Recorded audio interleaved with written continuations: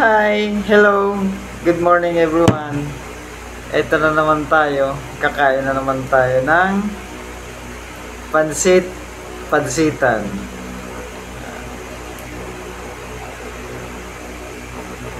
Pero bago ang lahat, hi vlog! Welcome to my guys! Ayan, kakain tayo ng pansitan ngayon. Yan, para maano na naman natin yung aragaut natin. Alright is, yan, yung mga rheumatic natin dyan. Yan, magtitimpla tayo ngayon ng chili flakes. Yan, dried chili flakes.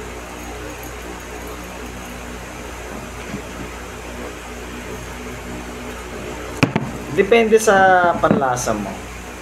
Honey,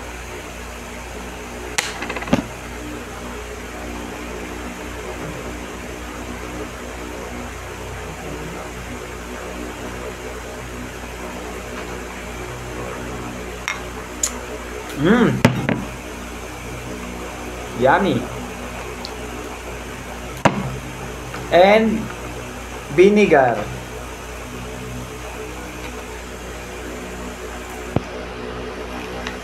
Ayan, paghalo-haloin lang po natin siya. Napakasarap po niyan.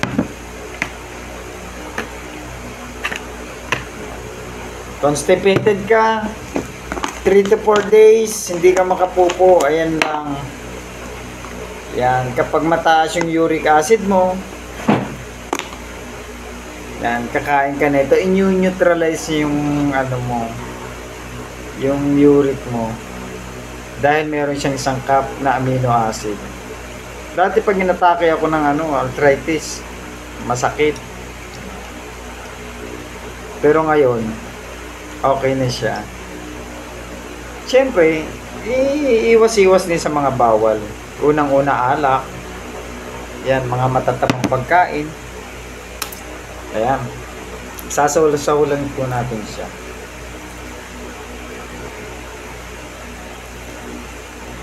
Napakaganda po siya sa katawan.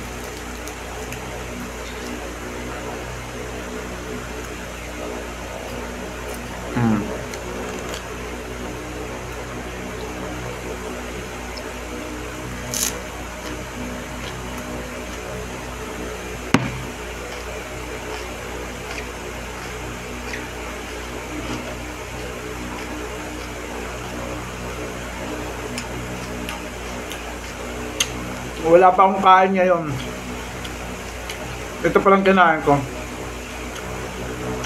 Pagkagising ko alas 7 ng umaga.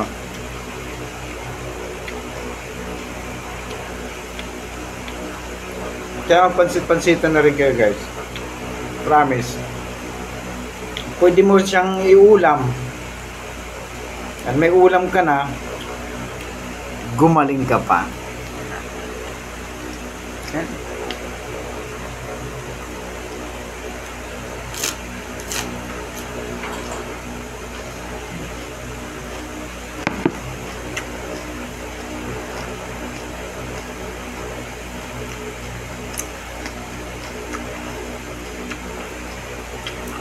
Ang lasa niya parang talbos ng kamote lang siya. Kaya, ugaling po natin kumain ng pansit-pansitam. Kahit kahit every week, 2 times kayong kakain ng pansit-pansitam. Napakasarap po siya sa katawan. Talagang healthy siya. Dyan, organic po siya, wala po siyang fertilizer. Yan. Hindi siya inisprayan ng pesticide, hindi nilagyan ng abono, ng mga pataba. Doon sa kung saan lang siya tumutubo. May nagbigay na naman sa akin ng pansit-pansitam. Yan. Sa sunod, pupunta naman ako sa kabrad ko, kay Bad Prince Ocampo. Antay mo ko dyan. Nga-harvesting ko yung pansit-pansitan mo, kaya maraming salamat sa iyo. Long live. Maraming salamat po sa ating lahat. Sana po ma-share natin para yung iba makakain din po ng pansit-pansitan. And then pakipalo na rin po yung Facebook ko, And then yung isang Facebook page ko is Arnel Rindon, Delta Sigma Pi Rindon Chapter. Kaya maraming salamat po, magandang umaga sa ating lahat, and God bless all.